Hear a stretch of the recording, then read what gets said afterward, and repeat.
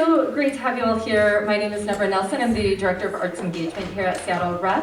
And before we start, I'd like to acknowledge that we're on Indigenous land here at Seattle Rep, and specifically Duwamish land. And we honor them and continue to make relationships with the local Indigenous communities in order to support the stewardship of this land. I'm really thankful to have everyone on this panel here today. I would love it if you would just each introduce yourselves as you wish to. You all do so much, but however you would like to introduce yourself in this moment. Hi, my name is Rahimi. I'm an Afghan refugee that came to the US in the late 90s. I work at Microsoft as a partner manager. Hello everybody, I'm Anila Afzali, she, her pronouns. I'm the Executive Director of the American Muslim Empowerment Network at the Muslim Association of Puget Sound, also Afghan American, and working with the state of Washington to coordinate the resettlement of Afghan refugees here. Hi, my name is Bahana Neemzada. I'm an Afghan American that works at Microsoft. Hello everyone, my name is Muhammad. I'm also an Afghan refugee. I just got to this country about 8 months ago, so haven't started my career yet, but it's a pleasure to be here. Hello everyone, my name is Anwar Tata. I'm an Afghan American, son of refugees, and I'm here as on behalf of Afghans of Seattle. I'm the founder of an organization that helps refugees settle in, so thank you. Hi everybody, I am not Afghan. I'm Josh Rodriguez, aka I guess what would have been Jeff to Mohammed Iqbal here. We served together for a long time ago, and thankfully he got out. So I think I'll be helping ask a couple questions. Yeah. Thank you. Josh is here as our co-moderator. We'll be working together to moderate. I think I might strangely sit on the floor. But thank you all so much for joining us. Let's just welcome them all very warmly.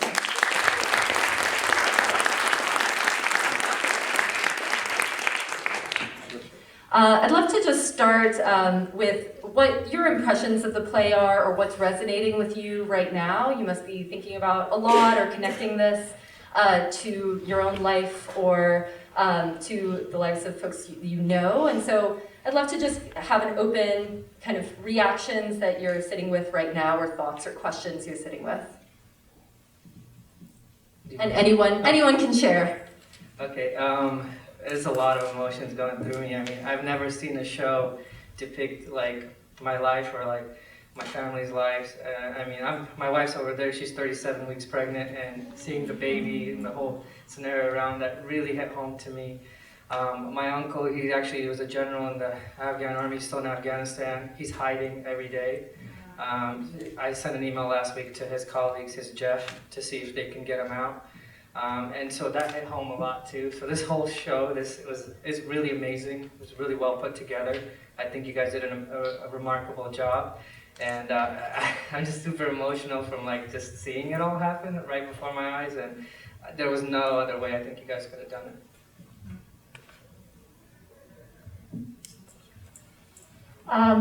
Like Ali, I also am trying to digest the whole story and everything I just saw and all the emotions that I'm experiencing, both just to participate in watching a play, an amazing performance by amazing actors and actresses, but also the personal connection, the stories that I can relate to personally. I also have family in Kabul who I've been trying to evacuate for the last 9 months. I'm an attorney myself, and despite the connections I have, despite the relationships with elected leaders, members of Congress, and so many others, and despite working with people on the ground trying to evacuate folks, I still haven't been able to evacuate my own family. And one of the things that really resonated in the in the play was just the number of impossible choices that are placed on people and that the Afghan people have to make. And none of the choices seem good at times. And one quick example that I'll give of like what I've experienced just in the last 9 months, and this is really symptomatic of what so many Afghans and Afghan Americans have been experiencing. One of the things for me was when there were a limited number of spots potentially open on flights that were being evacuated, and having to choose which one of my 18 family members I would want on those flights if I only get 4 spots?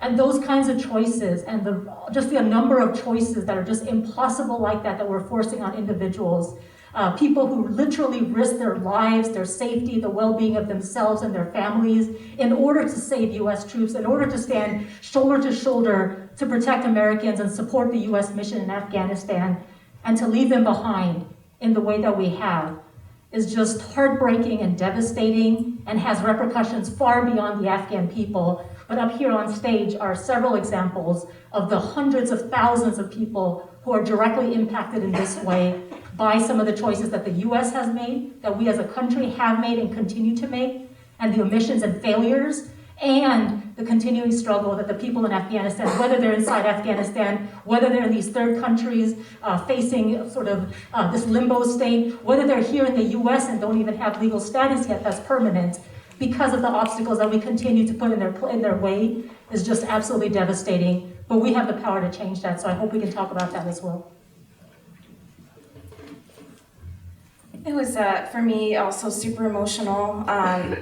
You just like relate to every person in that. I had a second cousin who's a translator, and same thing, like he was, his like identity was compromised. He had to leave his family. His family's still in Kabul, and he hasn't been able to get them out. I even reached out to, like Ali said, his Jeff, and was unable to. I even tried LinkedIn, surprisingly. I just like literally reached out to every single, area that I could, because he has younger sisters who are unmarried, so we are constantly worried about them. Her dad said that they had Taliban that was living like right across like their apartment, so it's just terrifying. We have just so many family members currently stuck in Kabul, currently stuck in Pakistan, just unable to figure out what to do, and you just are at a loss of who to help first. So it brought up a lot of emotions for me, just watching and relating to every single person that was in this play. So first of all, thanks to Oprah that they put this together. It was really emotional. I almost cried back there because I had been through it just not a long time, too long time ago. This story was representing as an interpreter, but I would say those are not only just the interpreters. Every that soldiers and every that employee that served alongside with the U.S. forces and the NATO international community that they were in Afghanistan from the last 20 years, all of them are suffering and facing these threats. And all of them are facing this type of situation every day. Every one of them, no matter in which level they work, either an interpreter or the soldier or in any position, but as long as they wear this uniform and they serve under the regime that just fought, their life is in such a danger. And they can, really I can understand the way they describe this. There are soldiers that I talked to in Eid, which were our celebration, holy celebrations days. Very important to be together with families and to go and greet your relatives, good friends. But unfortunately, many soldiers, many interpreters, many who are served alongside with U.S. forces were unable to do that. Instead of even just not even meeting their family, they couldn't even come down to the cities. They were hiding up in the mountains. Some of them just got into this wrong decisions, I would say, but they are compelled to make the decision to leave the country and choose the dangerous and hard routes to get themselves out to different countries where they get treated very badly. But after all, it was a very emotional, very touchable. I really appreciate from putting this together. Thank you.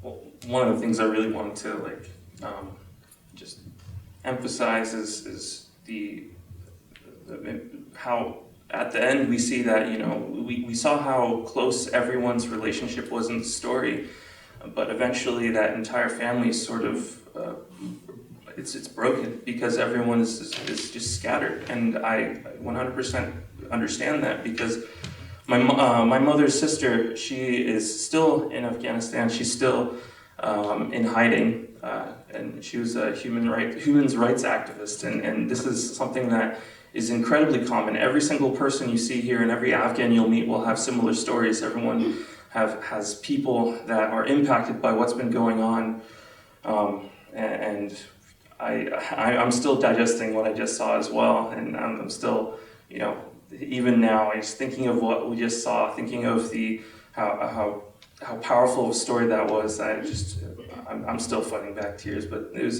beautiful. Yeah, I gotta be honest, I tend to agree more with you, even having served there. It was devastating to see how this happened.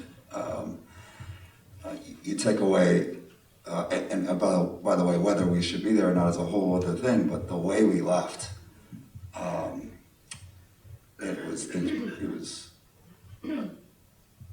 I don't know. There's not a word in the English language to describe what a travesty and really disgrace that was.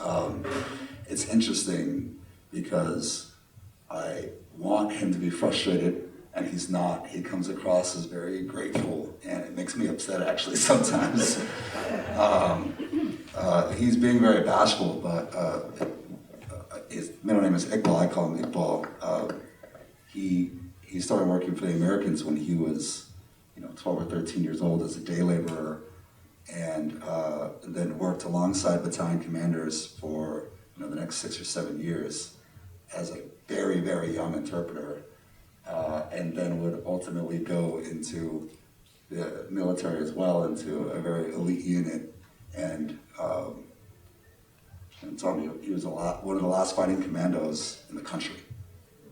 Well after Kabul had fallen, he was still with 1,000 men in Kandahar in a last Alamo stand. And he got all but maybe 3 or 4 out in some ridiculous heroics.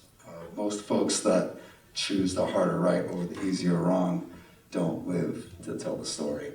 But this is a man who someday you'll hear about what he's done. One of the questions I wanted to ask, and I think I'm sure everybody here can answer this, but whoever would like to jump on it first. A lot of burden is on the families of those affiliated with Americans. I don't know if all of your families are affiliated with like the Americans that we're helping during the past 2 decades, but how are they dealing with that right now? Was this a pretty accurate depiction? I'm sure there's a lot of dynamics going on here, but I don't think that's too far from the truth. As far as how many layers of complexity, there's probably indirect work that they were doing. I think it's important to show the audience. Okay, well, that's no problem. Go for it. So first of all, thank you, Joshua, whatever you just said about me. But we all serve together, and time or changes, so I'm glad I'm here. But as you said, Josh, Afghanistan is a type of country, traditional-wise, cultural-wise, religions-wise. We live completely different.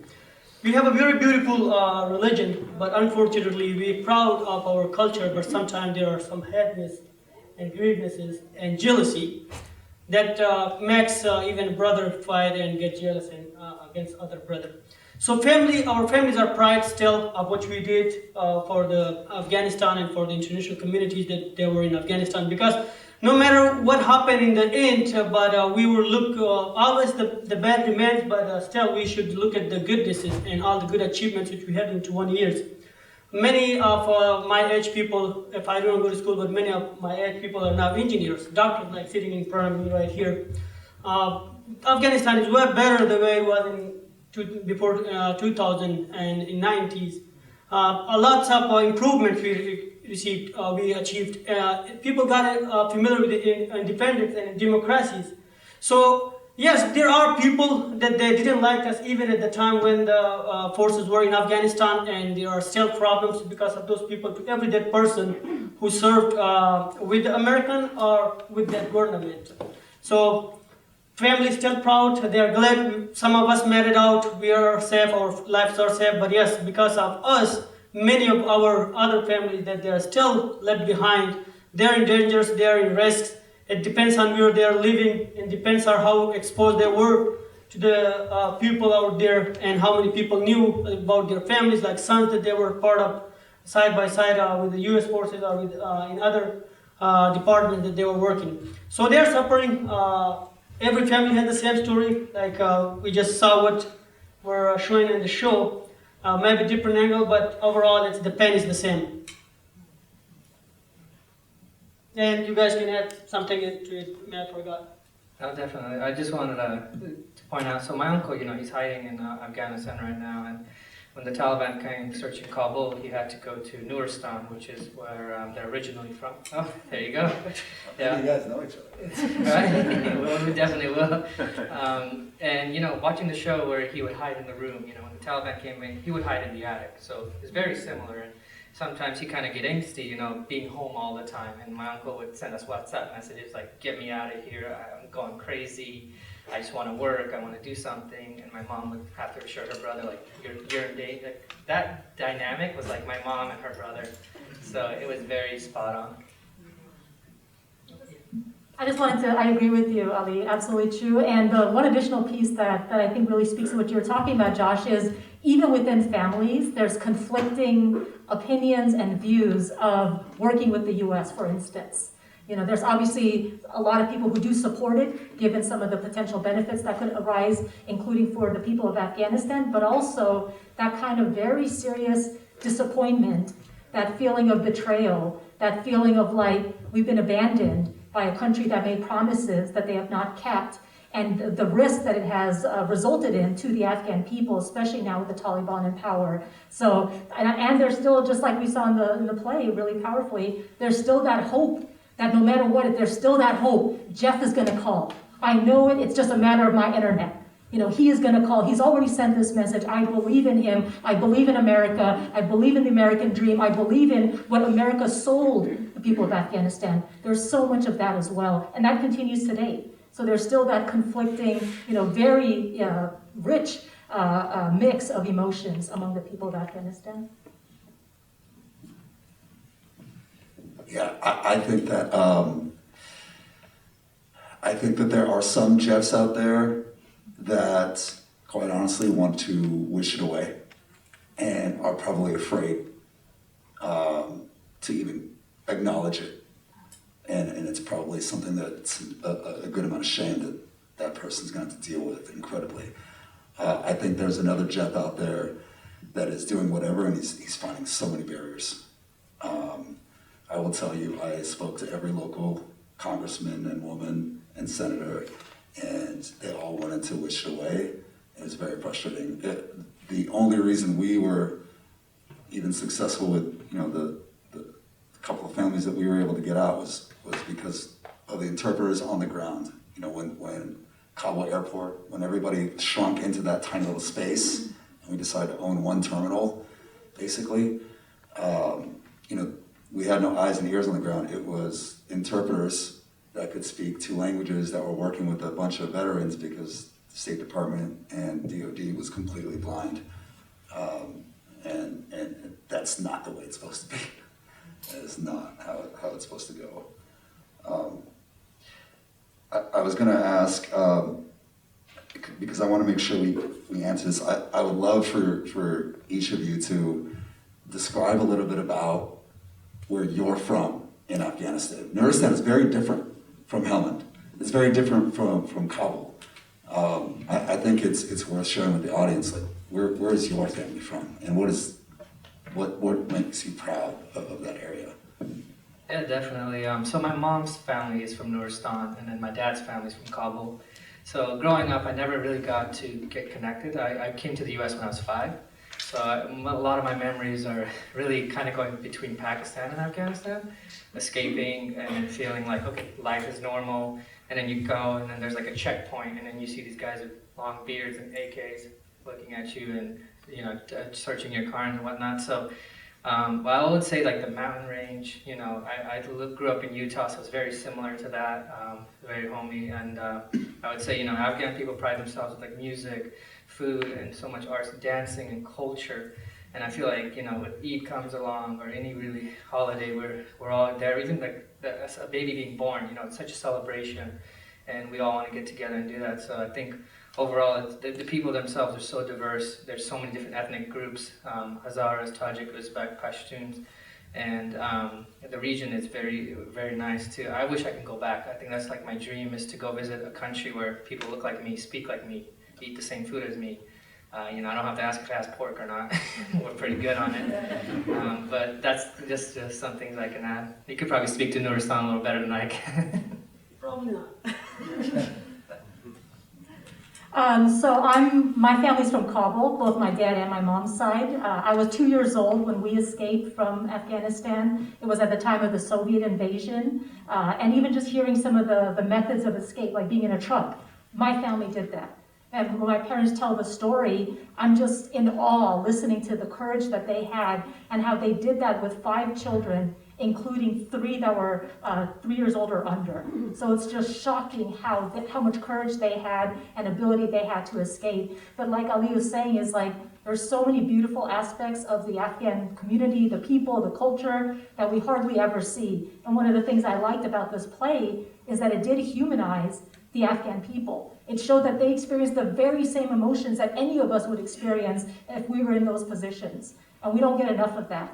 And one additional thing to all the beautiful things Ali mentioned is just hospitality.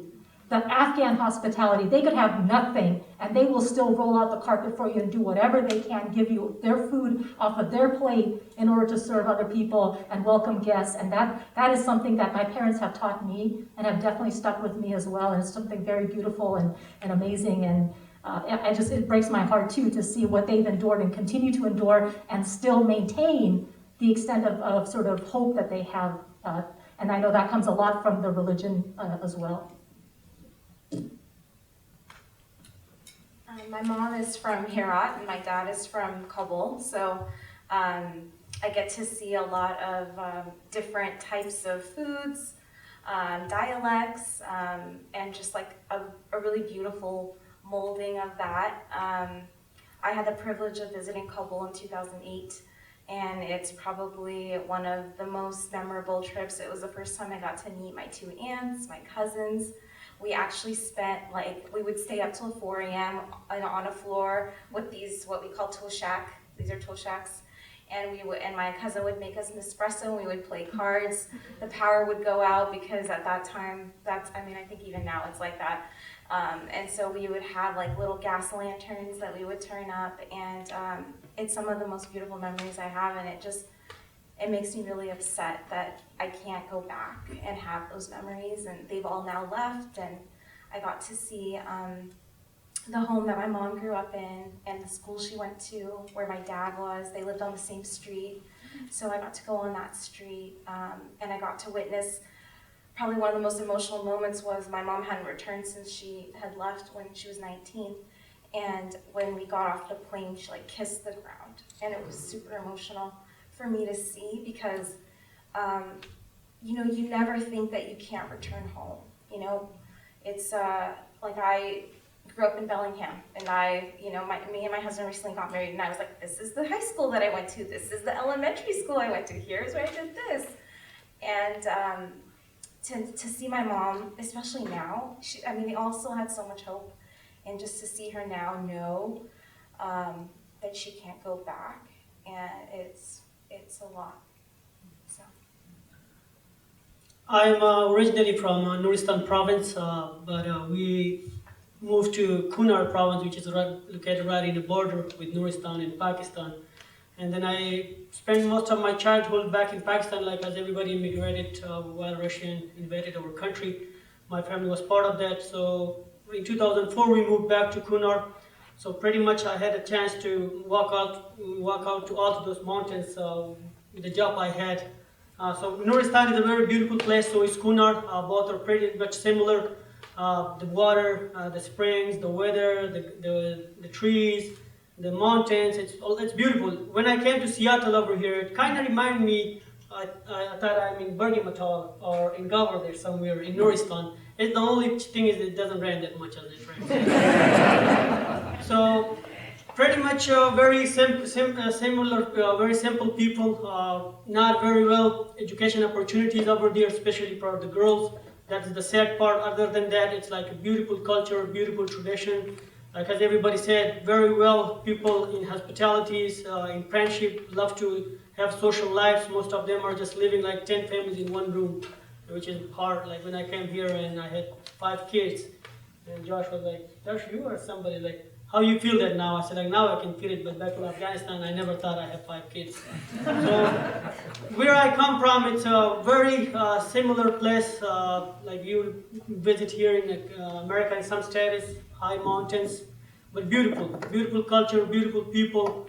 Always love to host friends, sit all long night, no matter how much they are tired, but they will never give up. Sometime I was inviting some of my friends that they grew up here in America, but they were interpreter over there, a few of them, and they were watching our live. They were like, "Oh, wish we missed this," you know. So it's always an honor to be here now, but yes, always everybody miss a home finally in the day. So thank you. My father, he's from Logar province, which is south of Kabul, and my mother is from south of Kabul, so that's probably what their close proximity is probably how they met.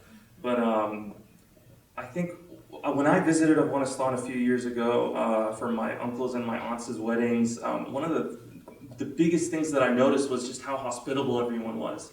Everyone was just so incredibly kind, and one of the things I loved about seeing my parents there back in their home country was just that they could speak the language and they could speak to everyone, and they could just reconnect with the, you know, there's a big privilege in being in a country where you speak the language, you understand the system and that's in place.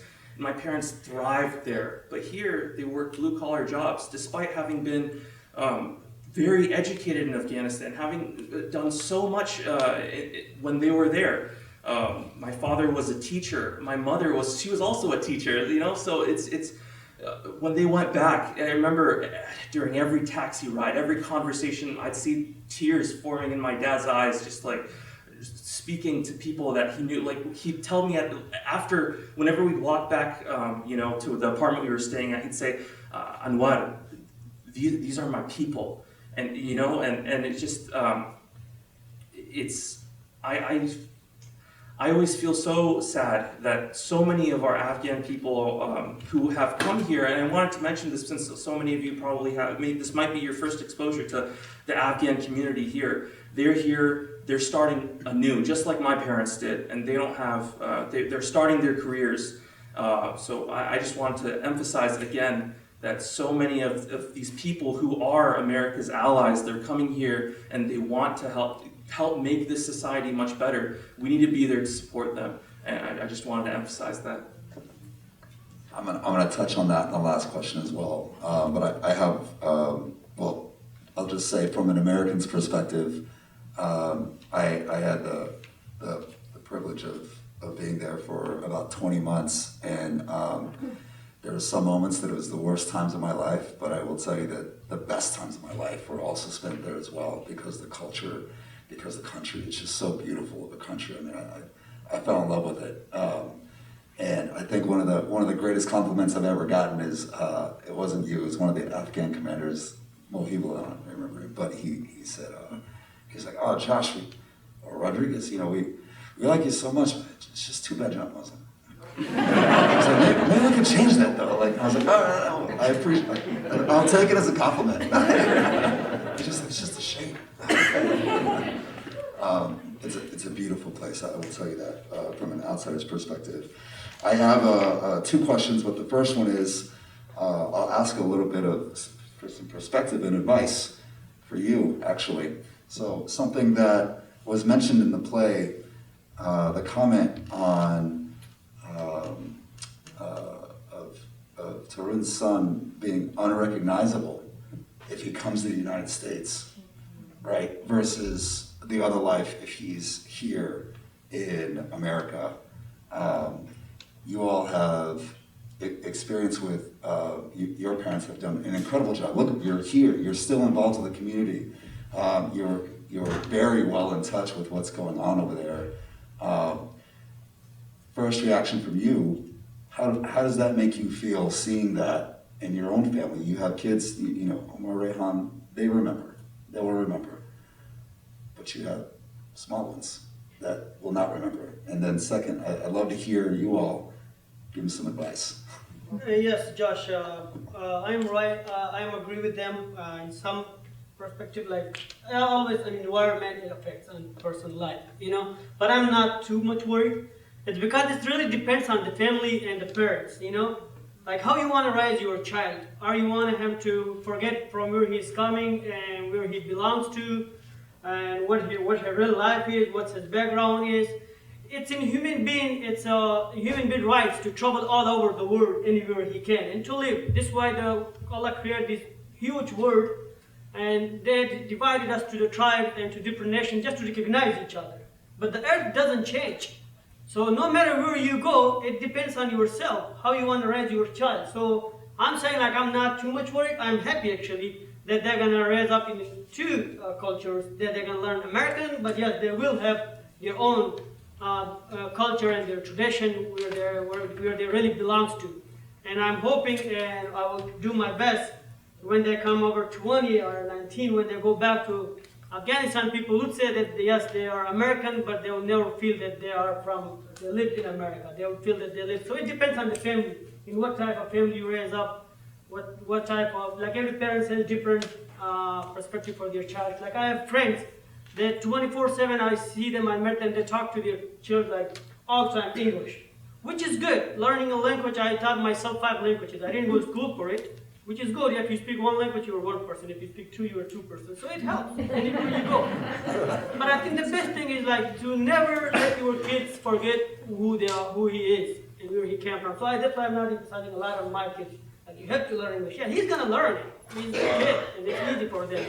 I'm besides they're going to school, they're learning the American culture, and not only American, in many other countries, people that they are living here. So yes, I think for me, it's not a big challenge. What do you have to say to that? And what's been your experience? What's been great? What do you wish? There's no regrets here, but I mean, like, what do you want to pass on to your kids? So I wear this sweater very proudly. I always have. My parents, when I was growing up at the dinner table, they said no English, Farsi only.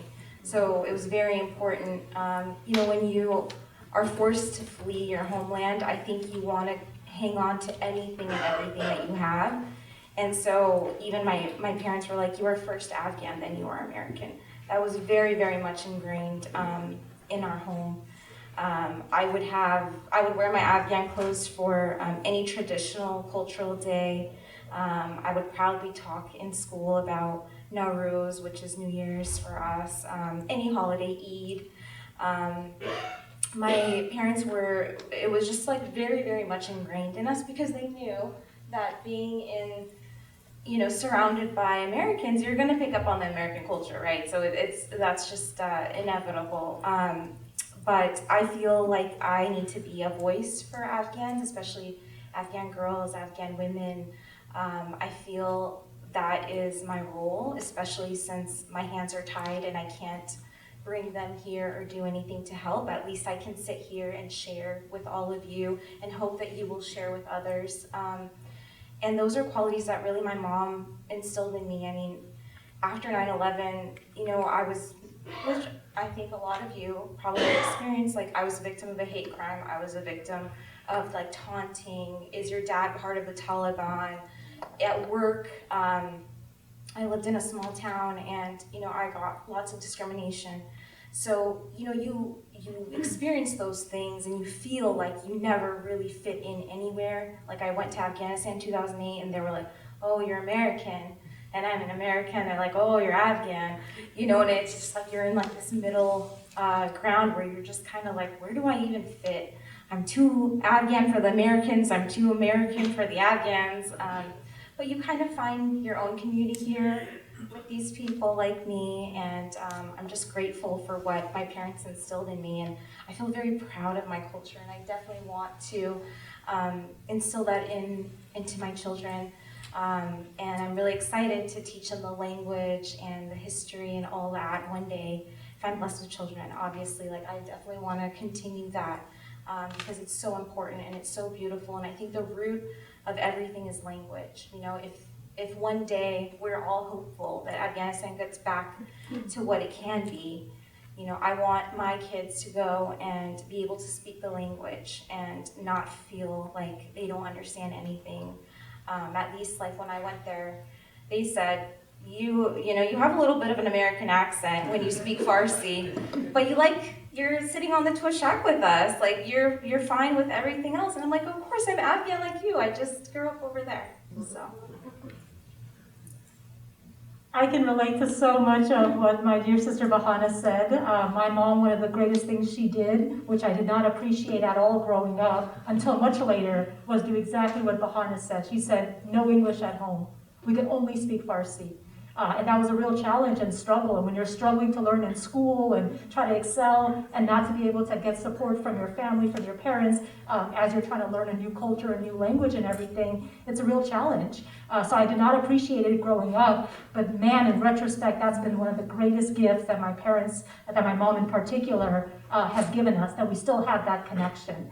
And Josh, you're right, that unfortunately, it's something that does kind of go away with certain generations, depending on what the parents do or don't do. And I see it in some of my younger, some of my younger cousins who are away from family, you know, some of my other family members, nieces, nephew, if they may not have that same connection, they might not have the same opportunities to learn or to have the language skills. But one of the beautiful things about it is that even with that, even if there are people who may lose it at times, there is that like revival at times that we also experience. So even if like one generation might not learn the language, the next generation comes in and they want to have that sense of pride in their identity, and they are actively looking out for that. Like my niece is here with me, and she is so excited for Eid, and she was specifically asking and looking for some Afghan attire to be able to wear as a sort of manifestation of pride and sense of identity and everything. That was so beautiful, even if they may not have had the same experience with language, with culture growing up. So I think it does depend a lot on individual parents, but I think it's so important, like others have already shared. And one of the things that we can do here in America that's so beautiful is to really have that salad bowl idea of different identities instead of the old melting pot. That's the word. I'm like, I forgot it. The melting pot idea. I don't like that melting pot idea. I think we're much richer as a nation when we can each bring our own cultures and identities and add to the beautiful mix and diversity that we see here in our country from people of all backgrounds. Yeah, growing up, you know, coming here when you're 5 years old, like I kept like Farsi and Pashto as my native tongue, and I spoke that, you know, with my parents mainly at home. But when I go outside, you know, you speak English only. And over time, I think anybody who's taken like a language course, you know, you learn a little bit, but if you don't use it, you end up forgetting it. And that's kind of the motto that came out of it. And you know, with 9/11 happening, it was a really hard time to really take pride in being Afghan, because I felt like the whole world saw me as like, you know, an enemy, or so I wanted to like hide that portion of me. But as I grew up and, you know, as time progressed, you start to figure out your roots and who you really are, and you should accept that. And nowadays, I'm at my mom's house every weekend trying to learn her recipes and her cooking, because she's the best cook by us. But I want to learn that. And every time I try to recreate it at home, it's not the same. And I FaceTime her, and I'm like, what am I missing? Like, you did the same thing, but I just can't get it. And it's because she makes it with love, you know? She just knows the right amount. I'm like, is it a teaspoon? No, just take some and throw it in. So that's what I want to pass down to my kids. I want them to know, you know, what shir chai tastes like, kebab and mantu and so many dishes. I want to make sure they know the language and the music too. There's so many good musicians and songs and dancing, like the atan is a traditional one that's like a circle that they do. So as I get older, I start to relish more into my culture, and I think about the day that Afghanistan is stable, hopefully, and I can go there and retire. But, you know, inshallah, we'll see.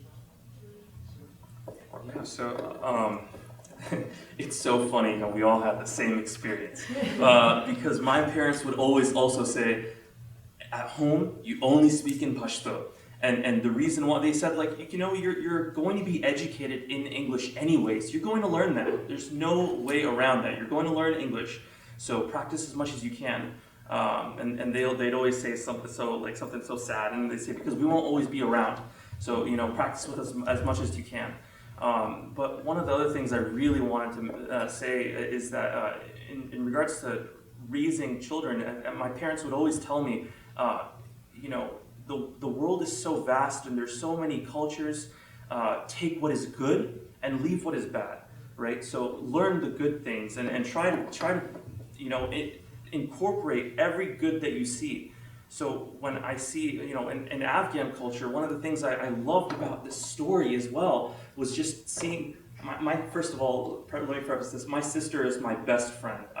You know, she's a year and a half older than me, and I go through everything with her. She's just like me, but 100 times better. But one of the things that I loved about this play was just seeing how close of a relationship the brother had with the sister. I think that so much of Afghan media that we see nowadays won't portray that side of Afghanistan. But this play just when I'd see them speak to each other, when I saw them, you know, like, you know, bond over sewing, and it just reminded me of just what my parents instilled in me, to have a close relationship with your family and to never forget who you are. My parents were, every time, I mean, I went to University of Washington, and whenever there'd be a cultural thing, you know, I would bring myself, my little brother here as well, my sister, and we would wear the attire, we would make the big poster board, we'd show people that Afghanistan is here. And even during the Taliban takeover, we wanted to show that there's one flag that we recognize, and it's that the beautiful green, red, and black flag. I think it's so important to raise children remembering who they are by just exposing them to that culture. And for those of you who aren't Afghan, I think the most important thing is to expose your children to other cultures so that they learn, because there's so many beautiful things about Afghan culture, and you've already heard so much about it. Yeah, well, I'm not Afghan, but I agree with all that.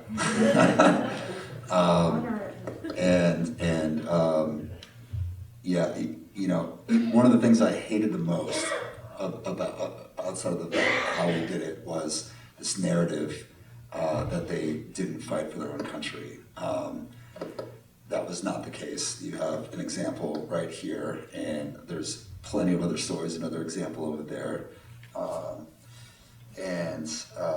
I think that'll come out, you know, how hard that fight was. I think it was a small few, but the ones that mattered that went over to the other side, unfortunately. Parting question. You know, a lot of time we're getting an incredible influx into the country, not enough of Afghan refugees with this latest wave, and I think especially in the Pacific Northwest, we want to be helpful, right? And however we can.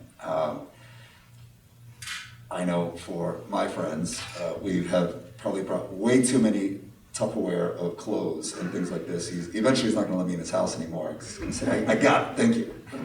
And maybe that is what's needed, but you probably know best, but I'm sure everybody does. You know, what should the audience know? Is it just awareness? Is it, you know, looking up organizations like yours and making sure that, you know, if there's a need, then it's identified there. What should we know? One of the things I really want to say is that I'm part of, Afghans of Seattle. It's an organization. You can find us at afghansofseattle.org. We're all of us are children of refugees or refugees ourselves who came together because there wasn't really much going on. It was just a ragtag team of just a few people that we knew, and we came together to make something happen. And I also wanted to say, like, I work at the Swedish Edmunds Emergency Room, and when I told when what happened in Afghanistan happened, I remember one of the doctors, one of the PAs there, they said, "What can I do to be of service to you all?" And the nurses came too, and what they decided to do was to hold a donation drive, and they did it just because they felt like it, and then they all showed up. All the hospital staff showed up, and it was just the most beautiful thing to see that we care about each other. And I think that's the most important thing, to show Afghan people that, yeah, we care about you. What can we do? Volunteer. There's so many things that you can do to volunteer. That we do donation drives all the time. You know, you can't just collect the goods, you have to deliver those things as well. You need people to deliver. So there's so many ways that you can help. Just reach out to us if you ever do this, find the time. But the most important thing is to make that time. Don't just find the time. But yeah. Yeah, like my friend said, I agree with him. There are two types of refugees that they're going to different countries. One is that they're taking their time, like people that they came in early days through SIV. It was kind of hard for them as well because the community was not that big as it is now. We are lucky that we have friends and people like these men here that they're helping. But still, there are lots of problems that the refugees are facing. Especially like in the past, everybody who married to this country, most of them were pretty much familiar with the language, with the culture, because they spent some time with the U.S. forces or the soldiers back here. But in this pandemic, everybody that they got in this hard and in this short time got evacuated. Many of them are like, people are very simple, from way out countries people, hard to even find their own route for themselves. So they really need help, not only the non-profit organizations, everybody that see them out on the streets, anything that they can help them with. They go to the offices, and honestly, even myself that I worked and served for almost 14 years, but when I came here, I was completely lost myself, like what should I do, you know? So it's always better to help them in any way anybody can, and not only just handing them clothes, you know, just give them the right advice, getting them familiar with the culture, with the tradition here, how things works here, job-wise, because many of them don't even know like how to apply for their jobs. I know that, like, they don't even know how to open a computer. So they have many problems, and it'd be always a pleasure and a kindness of helping any way we can. Not only here, all those others that they are left in third countries, they are living a very miserable life. Like people that I'm in contact with completely, some of them lost their memory. They got different situations. They have their kids with them. So we should focus on them as well, which are the ways and how we can make it easier and make the process. I know it takes a long time, I'm pretty much experienced that, but what are the ways that we can make it that they don't suffer that, what they have been suffering from 8-9 months, just stuck in a hotel. It's like a jail, you can't allow to go anywhere. So refugees are always compelled to anything. So anything you guys can humanitarian-wise, guidances-wise, it's always kinds to help.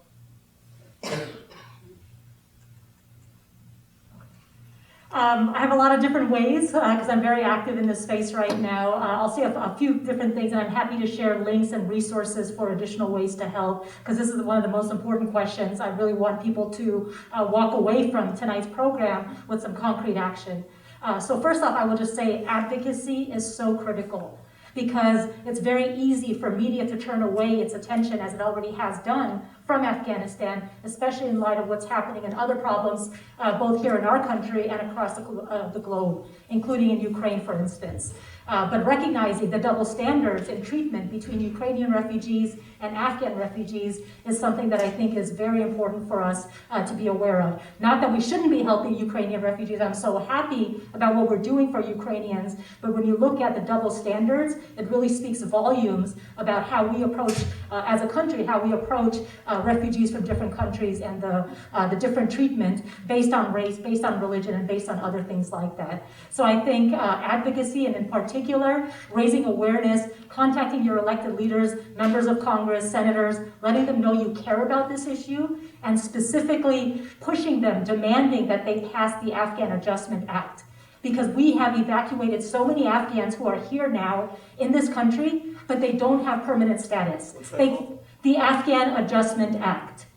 They don't have security to rebuild their lives here, and they've already endured so much suffering, so much trauma, and to do this where they're in legal limbo instead of having permanent status here is so critical. People have to apply for asylum or SIV on their own. They have to find legal resources to do so, even as they're trying to rebuild their life, learn a new culture, learn a new language, and everything else. So we should not be putting these continued burdens and obstacles in their path. If we pass the Afghan Adjustment Act, as we have done with other countries, after the Vietnam War, with Iraq. We've passed these kinds of adjustment bills before, where they would automatically have status and it wouldn't require the resources and time and effort of having to go through and prove that there's harm that you're facing and that you should be able to rebuild your life here. So advocacy is really critical. Another one real quick related to advocacy is unfreezing the funds that belong to the Afghan people. President Biden, through an executive order,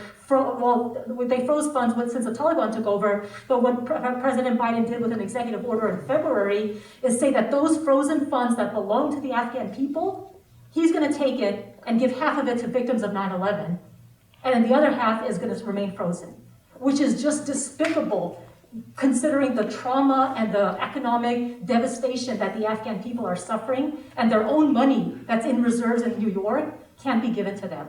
Obviously, none of us want to support the Taliban, and we're not saying give it to them, but give it to the independent bank, little chunks at a time, so that they can actually reach the Afghan people, because they're suffering on the ground, and they don't even have access to cash, to money. And Afghanistan as a country is in free fall as a result of that behavior as well. So raising awareness about those things. Another thing is to challenge our own narratives. Just sort of what we hear in media, the dominant narratives that we hear, especially about Afghans or Afghanistan throughout the course of the 20 years, but certainly right now as well. Like, find out why do we go into Afghanistan in the first place? A lot of people see this country as sort of, this war-torn country that's impoverished and everything else. Well, Afghanistan is sitting on trillions of dollars of mineral wealth that the US wants. And a lot of people don't know that. A lot of people don't know things like Afghanistan, Kabul used to be the Paris of Central Asia. They don't know this is the land of Rumi. This is the land of beautiful traditions and cultures and diversity and everything else that you've heard about tonight.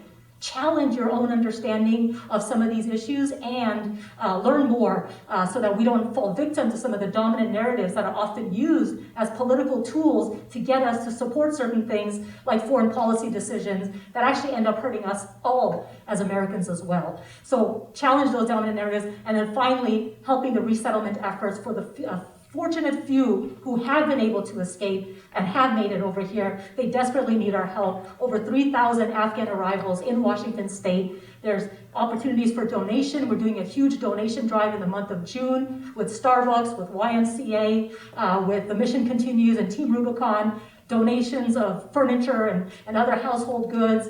There's obviously opportunities in a lot of different organizations to support with funding. If you have money you want to give, if you have your time that you want to volunteer to help with the donation drive, if there's resources that you have, if there's creative ideas of ways you can support, helping with English classes, helping just practicing English with Afghans, just creating a welcoming environment by putting up a welcome sign that we have, for instance, on our websites that says, we welcome our Afghan neighbors. Just giving them that sense that they are welcome here, they're our allies, they're our friends, they're our neighbors, they're the people who stood shoulder to shoulder, and they deserve at the bare minimum what we can do to help them, because there are so many that we are unfortunately leaving behind. Wow. It's hard to follow that. Anila's amazing. She's my hero. I look up to her. I just want to say, I had the pleasure of working with a few groups, nonprofits, and one of them was Viets for Afghans. And they came together, Vietnamese Americans, they sponsored families, they raised a ton of money for humanitarian parole. So just to give you an example, you guys can do it yourself too, find 5 folks together, you can sponsor an Afghan. You guys can go together and learn from their actions of how they came together, or other groups, you don't have to just kind of sit around and wait for somebody to tell you what to do. You can do it together in your own community circles, your church groups. It could cause a ripple effect. I didn't know what I was going to do when I went on a radio show with the CMO of Microsoft, and I just told them my story. Next thing I know, that there was 3 employees went and became foster parents for unaccompanied minors. So everything matters. So if it's raising awareness, if it's donating, if it's putting your time, if it's sponsoring, there's so many things you can do. And I hope that you find it in your heart, whenever you feel like you see these stories, you see these folks, refugees that are coming here, they want to have a better life. So if you can give them a job, an opportunity, you can network with them, somebody, that goes such a long way. And we all know immigrants are very hardworking. So if you give them a job, they'll get a house, they'll build their empire, they'll do whatever they take, and they'll help their family back home. So that's going back to Anila's points, everything she said. And yeah, I'll leave it there. Mic drop. I know we're way over time, so I'm just going to add one thing from my perspective, and that just emphasizing, because it's already been said, employment and education opportunities. Employment, if anybody's an employer, consider thinking creatively about how you might reach out to one of these organizations and even offer a job.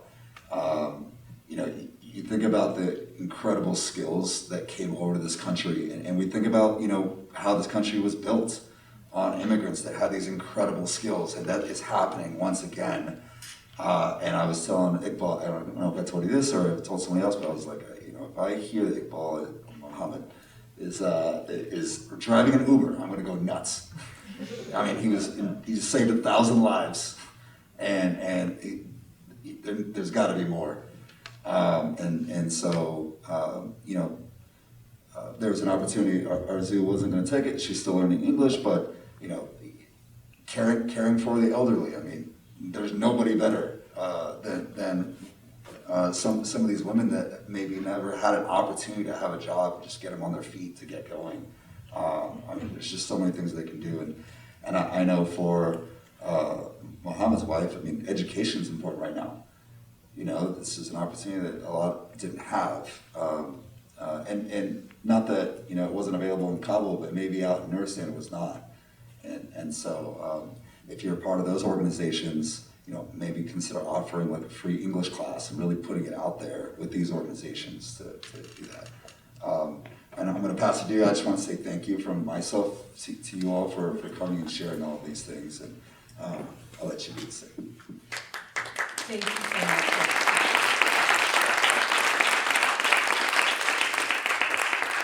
I'm really honored to be on this stage with each of you, and I want to acknowledge that every Afghan I know has done so much work. I know that each of you, I'm sure, are working constantly, all night, all day, to advocate for your families, or your friends, for your culture, on top of your jobs and your lives and your families. So I want to acknowledge that because I know that's happening, and that there are folks here like Muhammad who have saved lives, who have fought for his country, have fought for peace in all of our entire world. And so thank you all. It's just such an honor to be here. Thank you so much. I also want to just say that a lot of this resonates with me as a Muslim American as well, and I hope that all of you find those resonances in your lives. There's so much connection that we can find across cultures that you all have noted. Please do remember, after Afghanistan is out of the news cycle, there's still advocacy that needs to happen locally and abroad. And so this video will be available soon, so please do share that. You can find resources and links to a lot of local and national and international organization at seattlerep.org/Afghan resources, and there's info in the lobby as well and in your program. So let's please give each of these folks a very, very warm round of applause.